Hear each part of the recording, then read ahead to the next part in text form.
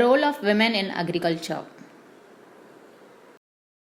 Agriculture is the vertical backbone of the country. Major part of the country's population earns its livelihood from agriculture. Our country has a wide and very old setting of agriculture of about 10,000 years. At present, in terms of agricultural production, the country holds second position across the world.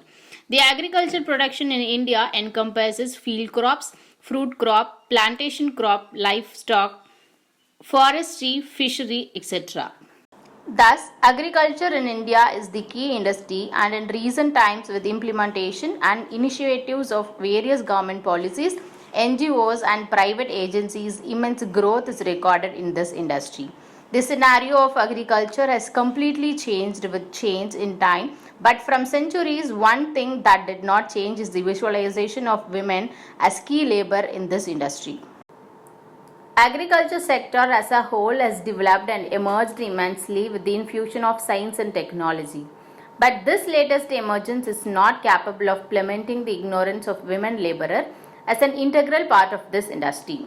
In developing countries like India, agriculture continues to absorb and employ two-thirds of the female workforce but fails to give them recognition of employed labor, being majorly responsible for family and household maintenance. In addition to that, their contribution of being agricultural labor is suppressed under the status of a family labor who worked in farm in addition to her regular household chores. These problems of the rural women are further accentuated by the tribulations of illiteracy, underdevelopment, unemployment, and poverty. Despite of the major productive women labor force in agriculture, their needs and problems are somewhat ignored by the rural development initiatives. The multitasking potentiality of female labor brought some significant proportions for agricultural productivity, rural production, economic vitality, household food security, family health, family economic security, and welfare. Women comprise about 43% of the global agricultural labor force, and of that in developing countries. But this figure masks considerable variation across the regions and within countries according age and social classes.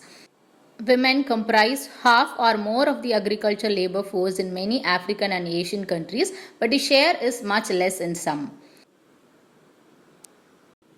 Time use surveys, which provide a more comprehensive assessment of how men and women spend their time, further emphasize the heterogeneity among countries and within countries in women's contribution to agriculture.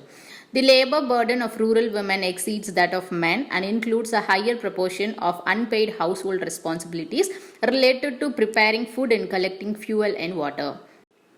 Thus, the contribution of women to agriculture and food production is clearly significant. However, it is impossible to verify empirically the share produced by women because agriculture is usually a venture among household members and involves a range of resources and inputs that cannot be readily assigned by gender. Women's participation in rural labor markets show how much heterogeneity at the regional level, but women are overrepresented in unpaid, seasonal, and part-time work, and the available evidence suggests that women are often paid less than men for the same work. Thereby, we conclude that accurate, current, regionally specific information and analysis is necessary for good gender-aware agricultural policy making. The role of women cannot be understood properly, and their interventions targeting cannot be designed effectively without also understanding their differential access to land, capital, assets, human capital, and other productive resources.